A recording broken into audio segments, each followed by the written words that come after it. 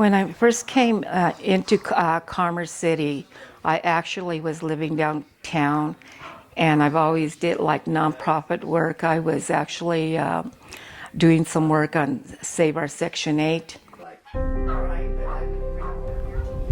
First time I meet Connie was a couple years ago, and the place here was a little bit overwhelming. Our mission as a SRC church service program is to try to help the client, help people. And I believe what we do with Connie make improve in her life so she can have a better lifestyle.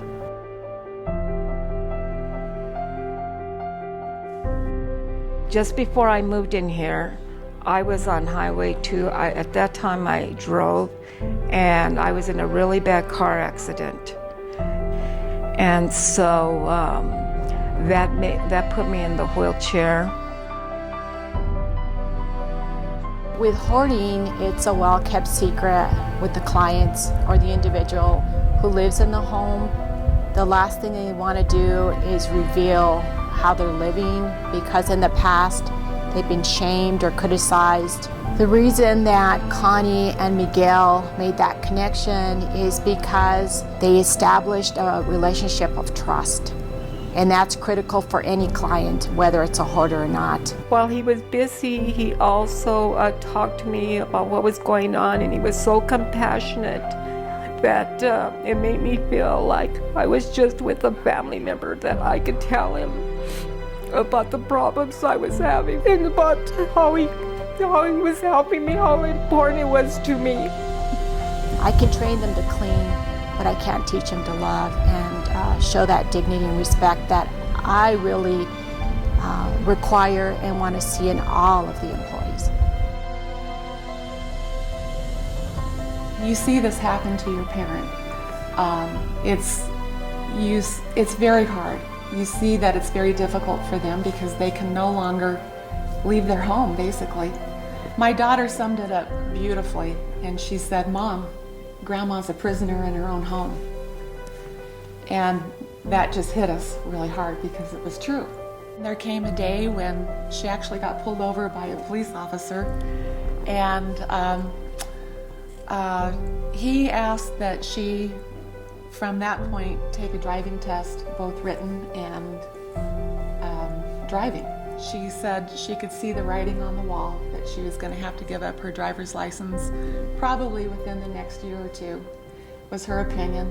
And so with that, she decided just to let it go. After she made that decision, that was the hard part, to see that she no longer had the independence and the freedom to get in her car and go wherever she wanted to, when she wanted to. That's really hard.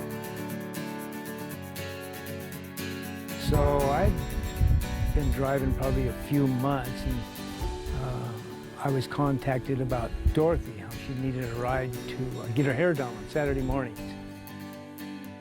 At first she didn't want to say too much, she was kind of quiet, and little by little she started opening up about her life and her travels and so forth. And it's been a nice relationship. I'm always excited when I call her and she says, "Yeah, I'm ready to go." Well, I do consider her a friend. I'm sure the day will come when she doesn't go any longer. I'll miss her, of course.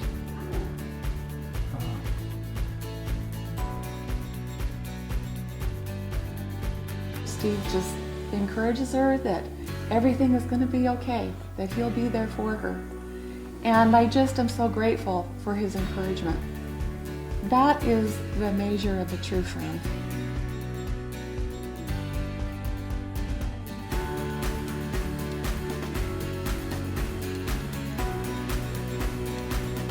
Seniors Resource Center provides numerous services to seniors and caregivers in the community.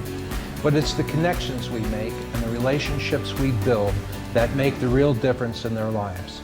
Compassion and kindness fuel our mission of providing independence, dignity, and hope to seniors and caregivers. This compassion is what the Seniors Resource Center is built on.